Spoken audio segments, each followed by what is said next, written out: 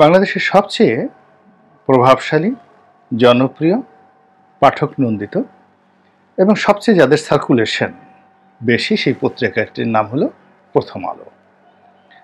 বাংলাদেশের পত্রিকার জগতে এটি একটা ডাইমেনশন তৈরি করে ফেলেছে।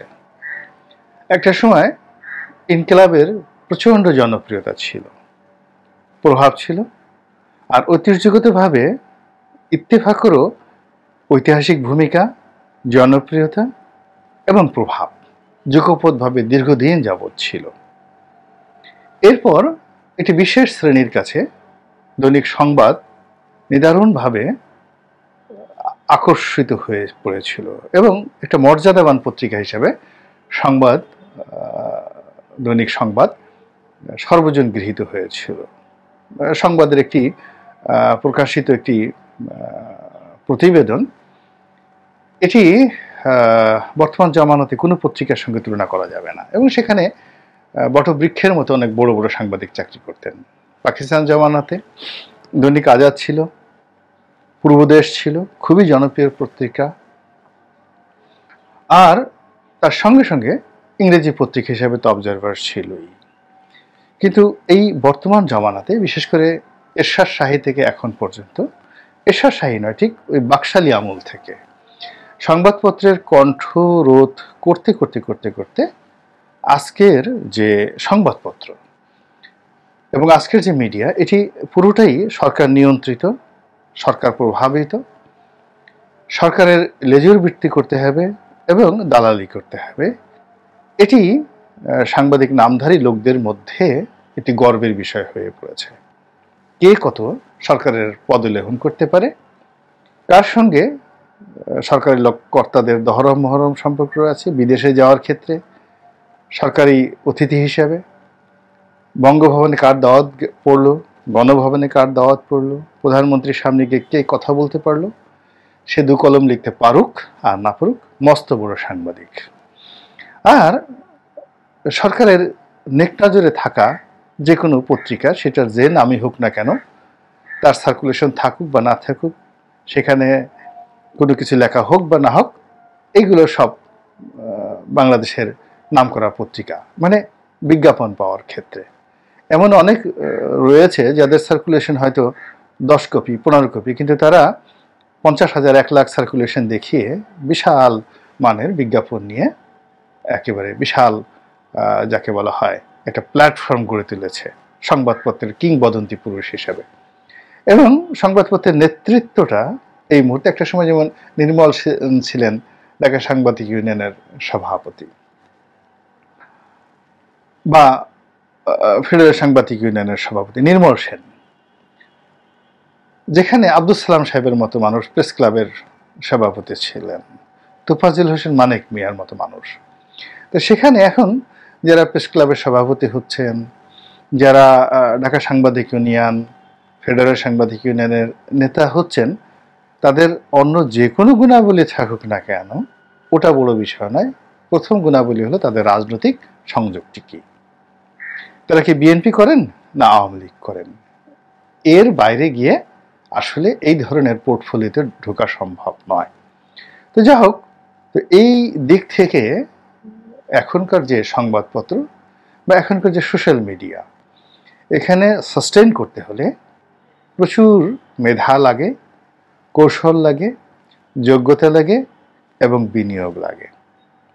এছাড়া এখানে স্বতন্ত্র বৈশিষ্ট্য নিয়ে টিকা যায় না। এবং এই সেক্টরে সকল বাধা এবং বিঘ্ন অতিক্রম করে বাংলাদেশের দুটো পত্রিকা, প্রথম আলো এবং ডেইলি স্টার, তারা টিকে আছে সসম্মানে এবং মর্যাদা এবং পাঠকের হৃদয়ে, মন এবং মানসিকতা। তাদের কখনো এই পত্রিকা দুটোতে যারা চাকরি করেন, তাদেরকে কখনো প্রেস ক্লাবের সভাপতি হওয়ার প্রয়োজন পড়ে না, তাদেরকে কখনো গণভবন বঙ্গভবনে যাওয়ারই দরকার পড়ে না। তারা আপন নামে, চিন্তা এবং চেতনায়, কর্মে তারা প্রসিদ্ধি লাভ করেছেন সব জায়গাতে, তাদের বিজ্ঞাপনও লাগে না, তারা এমনি ভালো আছেন। এখন এই যে প্রথম আলো ইন্টেলেকচুয়াল লেভেলে যে কথা বলেন, কাজ করেন, এই পুরো প্রক্রিয়াটিকে নেতৃত্ব দেন জনাব মতিউর রহমান।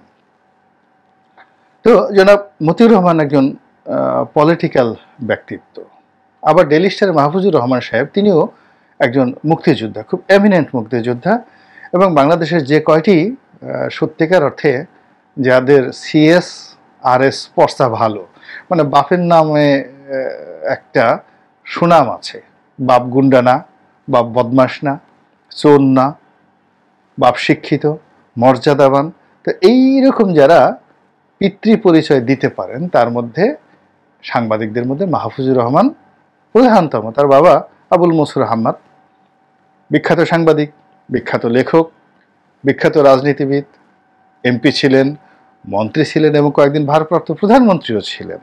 তার ছিলেন মাহফুজ আনাম, তার বড় ভাই মাহবু আনাম আরও বিখ্যাত সাংবাদিক। তো কাজেই তাদের যে নেতৃত্ব, সেই নেতৃত্বে আসলে নতজানু হওয়া সম্ভব নয়। বা মতিউর রহমান সাহেব একসময় বামধারা রাজনীতি করতেন, অনেক কষ্ট করেছেন, লেখাপড়া জানেন, তারপরে শেষে বাংলাদেশের সংবাদপত্রের সাথে দীর্ঘদিন টানাপোড়েন করে করে করে করে তিনি সংবাদপত্রটাকে একটি শিল্পে পরিণত করেছেন। এখানে বিজ্ঞাপন আছে, এখানে মার্কেটিং আছে, এখানে দৃষ্টির নান্দনিকতা আছে। তো সব মিলিয়ে তিনি পুরো প্রথম আলো এবং তার সঙ্গে সহযোগী প্রথম আলোর সহযোগী প্রতিষ্ঠান ডেইলি স্টার অর্থাৎ মাহবুজ আনাম এবং মতিউর রহমান একটা দ্বৈত নেতৃত্বে এই দুটো প্রতিষ্ঠানকে কিংবদন্তি বানিয়ে ফেলেছে সব দিক থেকে। আর যখনই এরকম হয় তখন শাসক গোষ্ঠীর বদনজর এদের উপরে পড়ে। এখন প্রথম আলো ডেইলি স্টার দ্বারা অনেকেই ক্ষতিগ্রস্ত হয়েছে, আমার নিজেও আমি ক্ষতিগ্রস্ত হয়েছি এবং আমি প্রথম আলোর বিরুদ্ধে একটা মানি স্যুট করেছি, মামলা আজকে 12 বছর যাবৎ চালাচ্ছি, কিন্তু তারপর আমার টেবিলে কিন্তু প্রথম আলো আমি পড়ি। এখন তাদের সঙ্গে আমার মামলা চলছে, সবকিছু চলছে, কিন্তু আমি চাই যে এই প্রতিষ্ঠানটি টিকে থাকুক, এই প্রতিষ্ঠানটি আরও ভালো করুক। এর কারণ হলো আমার ক্ষতি হলেও এই দেশের কল্যাণের জন্য তাদের আরও অনেক অনেক অবদান রয়েছে। মানুষ 100টা কাজ করলে 10টা ভুলভ্রান্তি হবেই, কিন্তু শাসক শ্রেণী তাদের একেবারে প্রথম বক্তব্য হলো হীরক রাজার দেশের সেই বক্তব্যের মতো যে যত বেশি জানে তত কম মানে, সব স্কুল কলেজ বন্ধ করো, এবং সবই তাদের অনুগত হতে হবে। তাদের যেখানে বাংলাদেশের অন্যান্য মিডিয়ার মালিক সবাই গিয়ে ক্ষমতার পদলেহন করে, সেখানে একটি প্রথম আলো বা একটি ডেইলি স্টার সে সরকারের বিরুদ্ধে কথা বলছে, গণভবনে আসে না, কান্নাকাটি করে না, ভয়ও পায় না, দুর্নীতি দমন কমিশন নিয়ে টানাটানি করলেও ভয় পায় না। কাজে এদেরকে একটা শিক্ষা দেওয়া দরকার। তো এরকম অনেক কথাবার্তা আমরা বিভিন্ন সময় শুনেছি, যারা ক্ষমতাধর লোকজনকে শুনেছি, এবং আমার একটা আশঙ্কা হয়েছিল যে আওয়ামী লীগ যদি তৃতীয় মেয়াদে এই যে দামি করে যেটা আসছে ক্ষমতা আসতে পারে, তাহলে তাদের যে অপছন্দের যে জায়গাগুলো সেই জায়গাগুলোতে তারা পছন্দের একটা লিপস্টিক লাগিয়ে দেবে, এবং তারই ধারাবাহিকতা এখন প্রথম আলো বিক্রি করার কথাবার্তা শোনা যাচ্ছে। তো প্রথম আলো বিক্রি করার জন্য যা হচ্ছে সেটি হলো এই প্রতিষ্ঠানের যে মালিকানা, অর্থনৈতিক বিনিয়োগ যাদের হাতে, ট্রান্সকম গ্রুপ, এই গ্রুপের পরিবারের মধ্যে একটি পারিবারিক দ্বন্দ্ব এবং সংঘাত শুরু হয়েছে, যেটি কখনোই ছিল না। সবাই ধারণা করেন যে এখানে বিভিন্ন রকম ছলচাতুরি করে একজন আর একজনের বিরুদ্ধে লাগিয়ে দিয়ে এবং একজনকে এম্পাওয়ার্ড করে তারপরে আপনি দেখেন এই যে এরশাদের সাথে বিদিশার যে ছাড়াছাড়ি, এখানে কিন্তু রাজনীতি ছিল, বাধ্য করা হয়েছে এরশাদ সাহেবকে বউ তালাক দিতে। তো তদ্রূপ এখন এক বোনকে বাধ্য করা হচ্ছে অন্য বোনের বিরুদ্ধে মামলা দেওয়ার জন্য, এবং এটা পাকিস্তানে হয়েছে। বেনজির ভুট্টো এবং তার ভাই শাহবাজ ভুট্টো, এই দুজনের সঙ্গে সংঘাত লাগিয়ে দেওয়া হয়েছিল। বেনজির ভুট্টোর সঙ্গে তার মায়ের সঙ্গে নুসরাত ভুট্টোর সঙ্গে সংঘাত বাঁধিয়ে দেওয়া হয়েছিল। বেনজির ভুট্টোর সঙ্গে তার যে হাজব্যান্ড জারদারি, আসিফ আলী জারদারি, তার সঙ্গে সংঘাত বাঁধিয়ে দেওয়া হয়েছিল। এরকম আরও অনেক ঘটনা রয়েছে। তো বাংলাদেশের রাজনীতিতে সারা পৃথিবীতে হয় কি, চোর ইজ চোর, থিপ ইজ থিপ, সারা দুনিয়াতে। সেটা পাইরেটস অফ ক্যারিবিয়ান সাগরের যারা ডাকাত, তাদের যে চরিত্র, বঙ্গোপসাগরের ডাকাতের একই চরিত্র। বাংলাদেশের কলাচোরের যে অবস্থা, উগান্ডার সেই ডিম চোরের একই অবস্থা, অল আর থিপ। কিন্তু ভালো মানুষের মধ্যে, চিন্তা চেতনার মধ্যে ভ্যারিয়েশন থাকে। কনফুসিয়াস যে চিন্তা করেছে, অ্যারিস্টটল সেই চিন্তা করেননি। অ্যারিস্টটল যে চিন্তা করেছেন, আপনার থিওডাস ঠিক সেম চিন্তা করেননি। মার্কাস অর্লিয়াস যে চিন্তা করেছেন, সম্রাট আকবর সে চিন্তা করেননি। ফলে এই পৃথিবীটা শিল্প সাহিত্য সংস্কৃতির ক্ষেত্রে এতটা বিস্তৃত হয়েছে, গানের ক্ষেত্রে, বাদ্যের ক্ষেত্রে, তবলা বাজানোর ক্ষেত্রে, হারমোনিয়ামের ক্ষেত্রে বিস্ময়কর। কিন্তু চুরি করার ক্ষেত্রে দাউদ ইব্রাহিম যেভাবে চুরি করেছে, বাংলাদেশের শেয়ার মার্কেটে যারা চোর তারা একইভাবে কিন্তু চুরিচামারি করছে। আদানিরা যেই কাজ করছে, বাংলাদেশের গাধানিরা একই সেম কাজ করে যাচ্ছে। তো এই কারণে কি হচ্ছে যে আমাদের দেশে সত্যিকার অর্থভাবে আমরা কোনো ইনস্টিটিউশন গড়ে তুলতে পারিনি। তো এখন এই যে প্রথম আলোকে দমন করার জন্য তাদের যারা দাতা প্রতিষ্ঠান, তাদের মধ্যে দ্বন্দ্ব এবং সংঘাত সৃষ্টি করে এটি বিক্রির একটা পায়তারা চলছে, এবং এটি বিক্রি করার জন্য বিভিন্ন যারা সরকারের দাবেদার গ্রুপ রয়েছে, টাকা পয়সা রোজগার করেছে এই সরকারকে ব্যবহার করে, লেখাপড়া খুবই অল্প, অঢেল অর্থের মালিক, চরিত্র বলতে কোনো কিছু নাই। তো এইরকম মানুষদের হাতে যদি প্রথম আলোর মালিকানা যায়, তাহলে এটাকে ইচ্ছা মতো ঘোরানো যাবে, ফিরানো যাবে, এবং ইচ্ছা মতো এটিকে পরিচালনা করা যাবে, যা ইচ্ছা তাই। মানে সেই পত্রিকা থাকুক বা না থাকুক, অতীতে তো দৈনিক বাংলা নেই, বিচিত্রা নেই, তারপরে ইত্তেফাক এখন মরে মরে অবস্থা, পূর্বদেশ নেই, আরও অনেক বিখ্যাত বিখ্যাত সংবাদপত্র তো বাংলাদেশে এখন নেই। তাতে কি হয়েছে? বাংলাদেশের পদ্মা ব্রিজ কি হয়নি? মেট্রো রেল কি চলছে না? সবই তো চলছে। তো সেক্ষেত্রে প্রথম আলো না থাকলে কি আর হবে?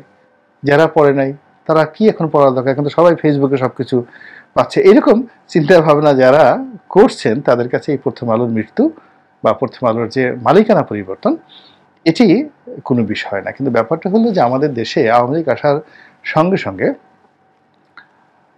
দেশের খুবই প্রথিত যশা একটি মিডিয়া হাউস, সেটি হলো ২১শে টেলিভিশন। সেই ২১শে টেলিভিশন তার মালিকানা পরিবর্তন হয়েছে। তারপর দিগন্ত টেলিভিশন খুবই জনপ্রিয়, সেটি বন্ধ হয়েছে। ইসলামিক টিভি খুবই জনপ্রিয় ছিল, বন্ধ হয়েছে।